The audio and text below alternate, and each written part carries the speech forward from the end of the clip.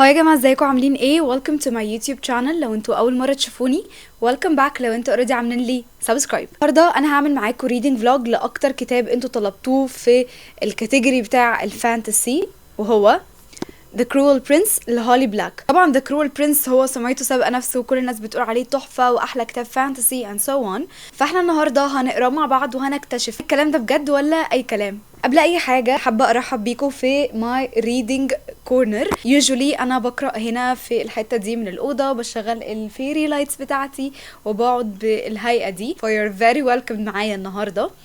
وبرضو حبيت ان انا اكون كوزي على قد ما اقدر. انا حرفيا لسه واخده شاور ولبست الروب ولبست البيني وقعدت بقى ايه، قلت خلاص انا هعمل مع ماي سمول فاميلي الريدنج فلوج دي، مش هخلص الكتاب من غيرهم. وعلشان برضو اكون صريحه جدا معاكم، انا اوريدي قريت 100 صفحه من الكتاب والباقي لسه ما خلصتوش. فانا هحكي لكم ال 100 صفحه دي ايه اللي حصل فيها من غير ما احرق لكم احداث كتير. وبعدين هنكمل مع بعض ال 200 صفحه نكتشف ايه اللي حصل. فيلا نبتدي.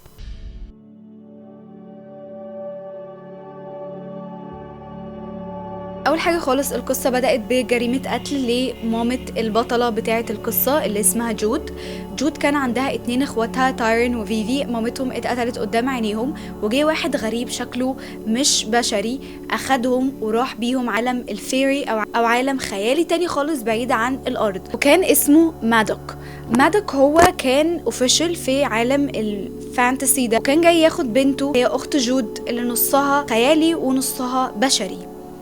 فلما لقى معاها اخوات اخدهم كلهم مع بعض وراحوا عالم الفيري او عالم الخيالي ده.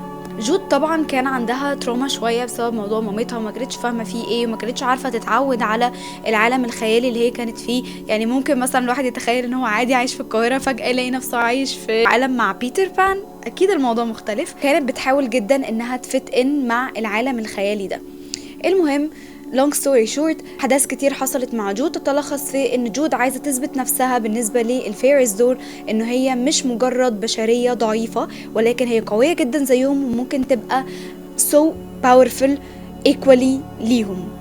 فقررت ان هي تخش التورنمنت، حاجه زي مسابقه، وتهزم الامير كاردن اللي هو المفروض يكون ولي العرش. الامير كاردن هو كان امير شرير جدا، وكان حاطط جود في دماغه، كان مقرر انه مستحيل يسمح لبشريه ضعيفه انها تكسبه. طبعا الموضوع ده كان تشالنجينج جدا بالنسبه لجولز، لان هي عايزه تكسب الامير كاردن وعايزه تثبت نفسها لكل المخلوقات الخياليه دي، بس الامير كاردن مش هيسمح لها ده ومش مسهل عليها.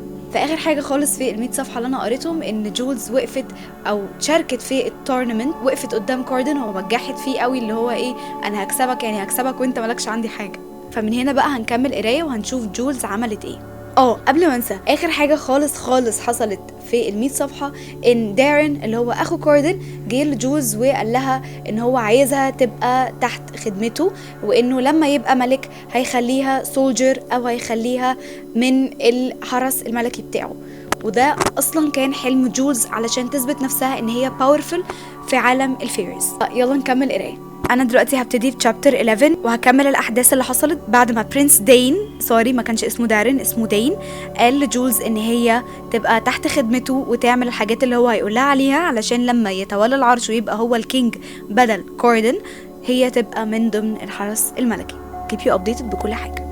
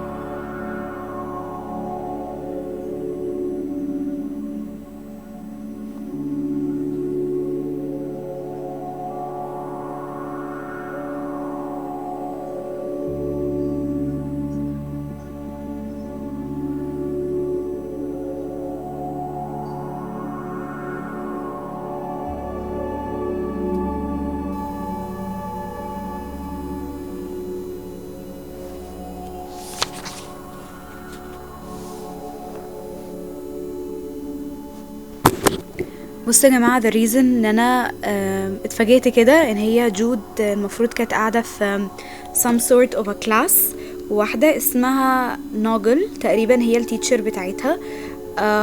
هي بتزعق، بتحاول ان هي تحفظهم حاجات عن الايفنت المهم اللي هيحصل اللي هو تولي الملك. وجود قالت حاجة، قامت ناجل دي ضربة جود بالقلم. فانا was like ايه ايه، ليه ممكن حد يضرب حد بالقلم؟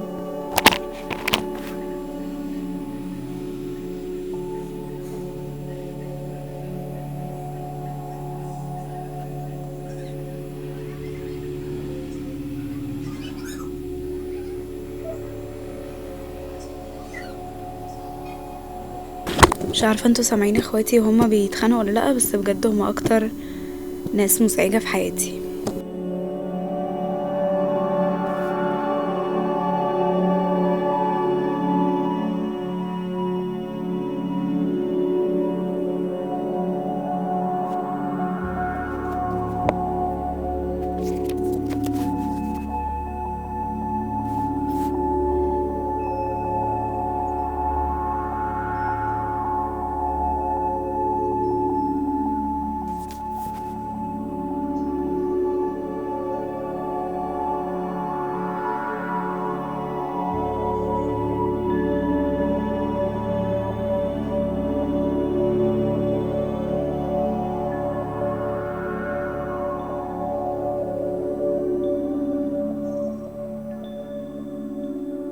البارت اللي فات لحد الصفحة رقم 106، جود كانت بتتعرض للتنمر من قبل الأمير كاردن، الأمير المتنمر المتعجرف اللي شايف نفسه خلاص هو أمير، بس يعني مش الدرجة دي. ف هي كانت بتتعرض للتنمر، كانوا بيتريق عليها، كانوا بيلعبوا كده لعبة حاجة زي اعترافات او حاجة كده. فحد سألها who would you like to kiss from us، قالت له I would like to kiss you all. هما طبعا كلهم fairies.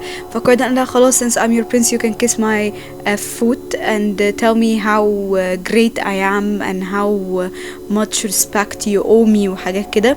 فطبعا جود ما عملتش الكلام ده. وتدخل صديق يعني ليها اسمه لوكي.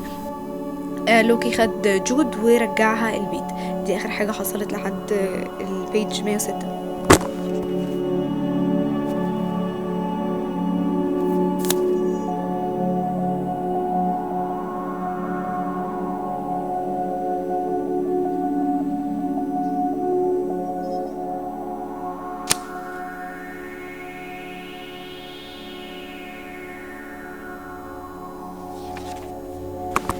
شابتر 11 خلص على ان مادوك كان بيسأل جود انتي ايه اللي جايبك متبهدلة كده وايه اللي حصل.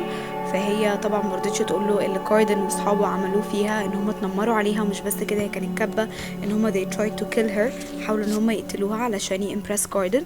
فهي طبعا ما حبتش ان مادوك يعرف حاجه زي كده، لان هي كانت خايفه انه يقتل الامير كاردن او يعمل مصيبه كبيره. فسكتت خالص. دلوقتي انا هبدأ شابتر 12.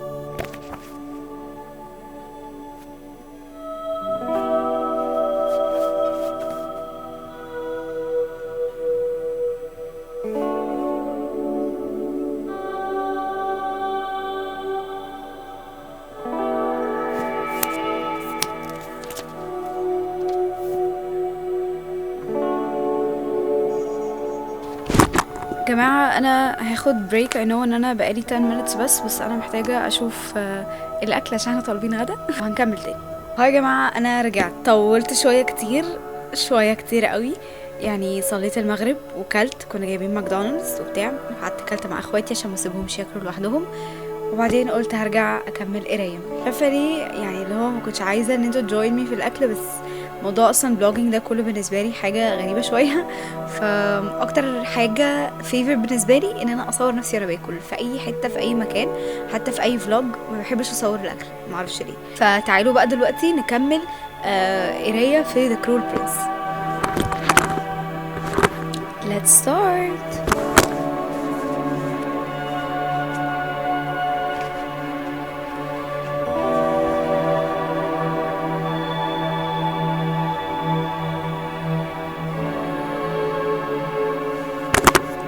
انا عشان زودت اللايتنينج علشان خاطر تعرفوا تشوفوني بالليل، حاسة اني مش شايفة الكتاب من الفلاش لايت، فعايزة عيني تاخد على الموضوع شوية. علشان انا بدرس اعلام كانوا دايما يقولوا لنا في الاوتو كيو، اللي هو الحاجه اللي المذيعات بيقروا منها النشره، علشان بيبقى فيه لايتنينج كتير قوي حواليه، ان انا ابص في حته واحده بس، ما ابصش في اي مكان تاني، علشان مجرد ما اسويتش ماي اي من الاوتو كيو لللايتنينج هلاقي نفسي blurred ومش شايفه اي حاجه. فده حرفيا اللي بيحصل دلوقتي. فانا احاول على قد ما اقدر ما ابصش للكاميرا واركز في الكتاب، علشان خاطر عيني تعرف تاخد على اللايتنينج.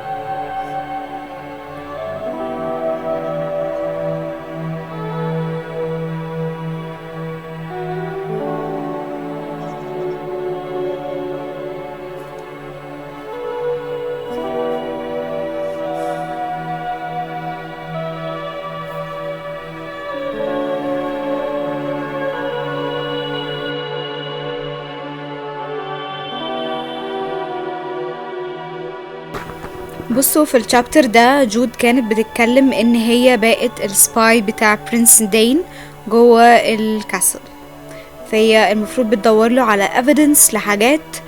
انا مش عارفه يعني هل انا اي سكيبت البارت ده وانا بقرا، ولا دخلت الصفحه غلط ولا ايه، بس مش حاسه اني فاهمه قوي، فحاول ان انا افهم واقول لكم حاجه برضو تعرفوها عني. بما اننا ممكن نعمل reading vlogs كتير، ان انا ما بجمعش الكتاب بيقول ايه من اول حاجه. يعني انا بفهم الانجليش عادي، بس ما ببقاش قوي لقطه كل الديتيلز وانا بقرا، علشان بقرا بسرعه شويه، فبقوم راجع تاني مثلا اكد على الحته دي او كده.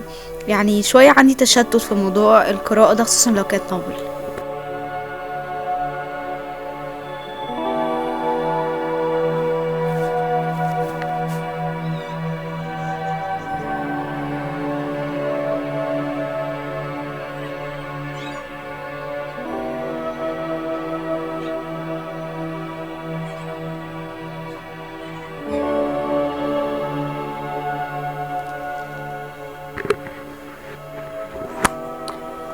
شابتر 12 انتهى ان الامير كاردن خسر باتل مع اخوه، واخوه كان المفروض ان هو بيعاقبه حاجة زي كده. ف he was being tortured by a servant، بيجلده باين.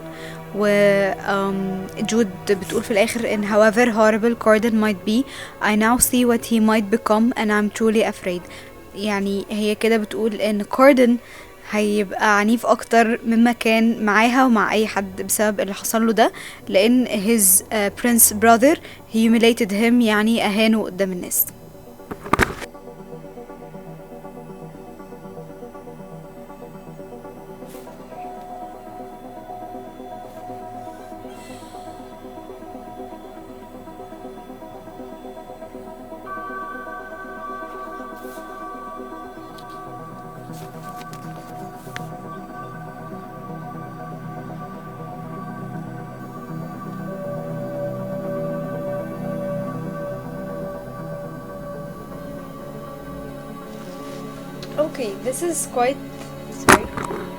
this is quite an interesting part. الحتة دي جود اكتشفت ان في ناس بتحاول تبويزن ال becoming king اللي هو دين، وعايزين ان هو ما يتولاش العرش، فكانوا بينسبكت في الموضوع ده.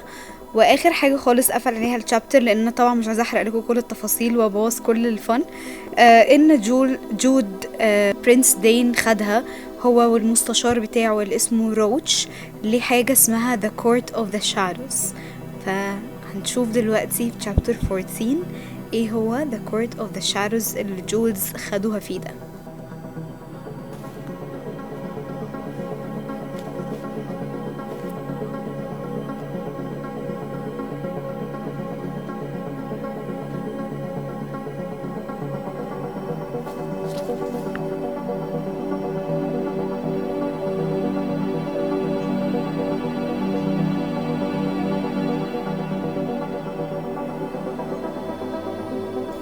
بصوا يا جماعة، اللي حصل so far in the court of the shadows، احنا عرفنا ان هي الكورت اللي بتحمي برنس داين واللي بتضمن ان هو هيبقى يتحط على العرش.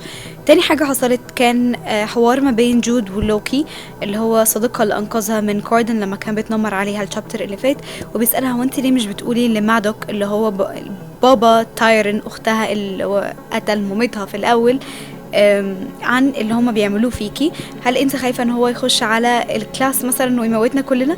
فقالت له لا، مادوك مش هو الشخصية دي، ولكن انا عمري ما كنت هبقى recognized في العالم بتاعكو لان انا بشرية من غير مادوك. فهي كانت عايزة تعمل حاجة لنفسها من غير مادوك. دلوقتي هما هيبتدوا زي غدا او اتيكيت دينر حاجة كده، والمفروض ان جود متفقة مع The Court of the Shadows ان روتش يستناها بعد ما تخلص الغدا ده قبل وقت نومها علشان تروح تعمل معاهم حاجة هنعرف ايه.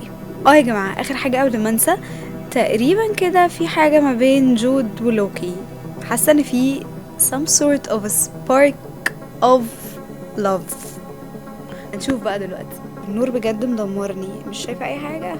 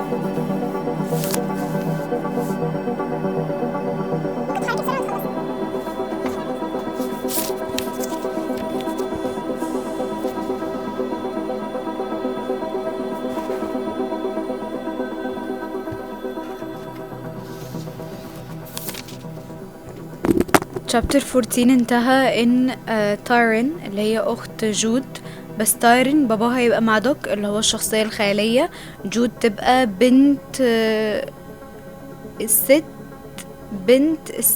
مامة تايرن. هل انتوا فاهمين حاجة؟ المهم يعني ان مادوك كان متجوز مامة جود وتايرن، اوكي، بس جود باباها بشري، مادوك هو الاب الخيالي وبنته تايرن. anyways، تايرن كانت بتقول لجود اللي هي اختها، بتقول لها ان انا يوم التتويج هيتقدم لي حد لبابايا مادوك، والشخص ده هيتقدم لي عشان اتجوز. فطبعا جود كانت خايفه جدا جدا ان هو يبقى كاردن، فقعدت تقول يا رب ما يبقاش كاردن، يا رب ما يبقاش كاردن وكده.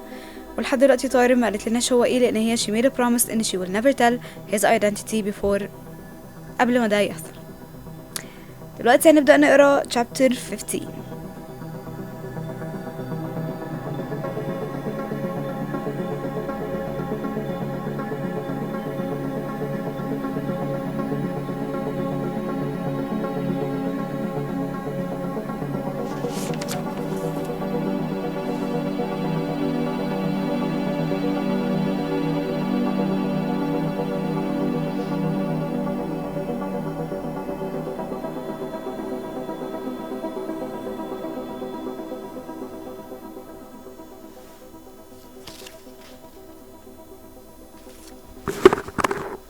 obviously بيحصل مشاكل ما بين جود وتايرن.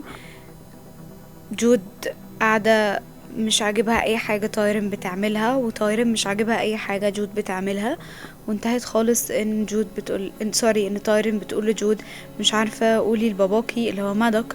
فطبعا مادوك مش ابو جود زي ما شرحت لكم شوية، فجود بتقول لها بالنص I don't know whose father you're talking about because he's sure not mine. ففي كده تنشنة بتحصل ما بين الأختين.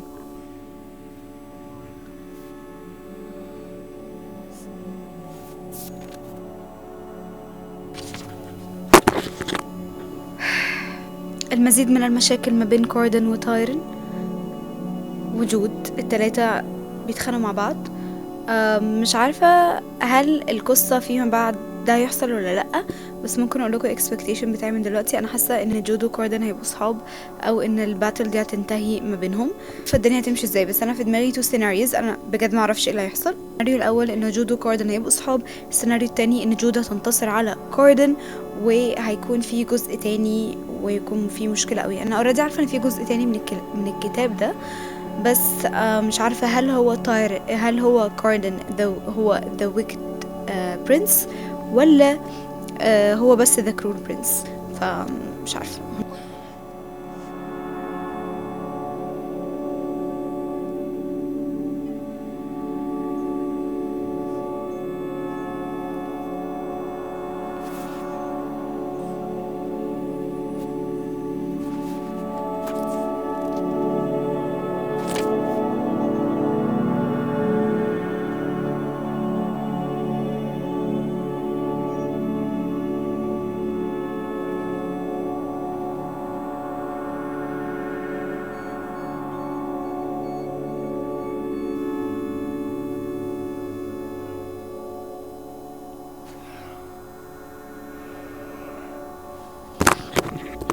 جماعة أنا تقريبا بنام إكلينيكيا. الصفحة رقم 171، فاضل لي 29 صفحة.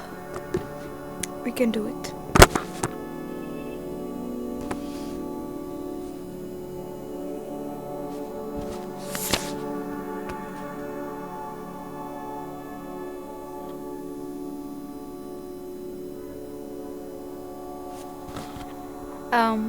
trigger warning في صفحة 171 لو انتوا بتقروا The Cruel Prince. It's not the best thing.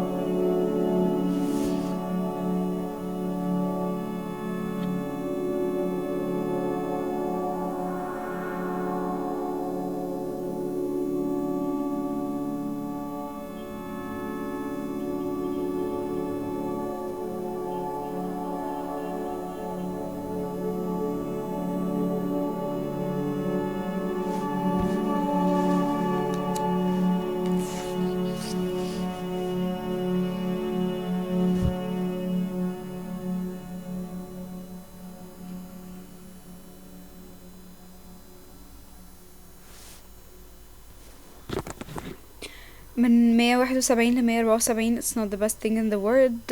skip skip skip skip skip زي ما انا بعمل skip.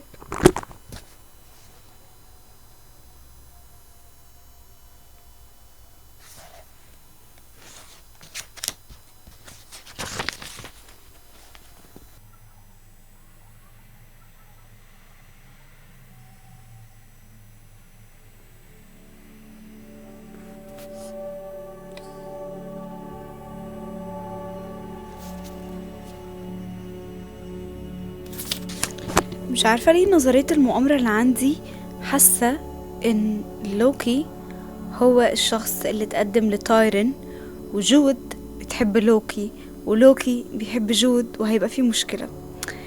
فمش عارفة لو ده حقيقة ولا لا، بس انا حاسة كده، حاسة كده.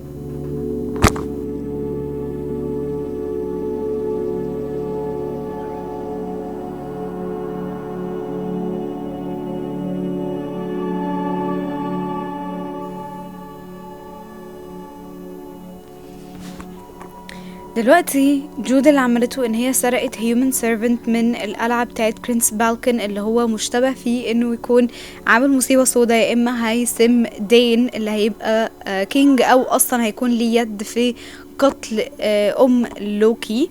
حوار كبير كده. انا قلت انا مش عايزه احرق لكم حاجه.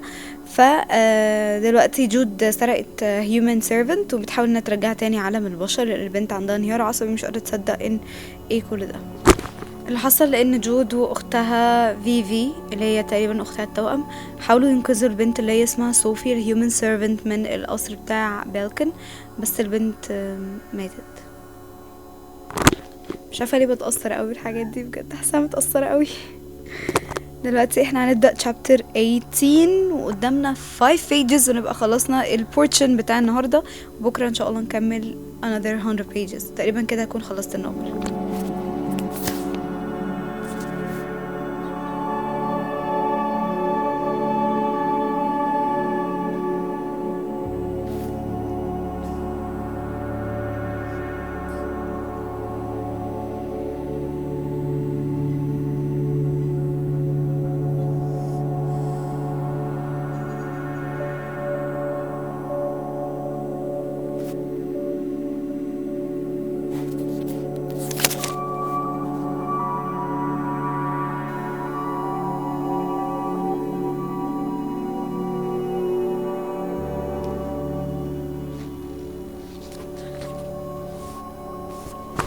اوكي، احنا كده وصلنا لصفحة رقم 200. اخر حاجة خالص ان مالك he was really angry من جود، وقال لها علشان تثبتي لي ولائك او تثبتي ان انتي skilled في مش عارفة حاجة كده، يعني ان هي اقوى من انها مجرد human. قال لها هتمسكي الخنجر وهتتخيلي ايديكي العظام والعروق فيها وهتطعني نفسك ما بينهم.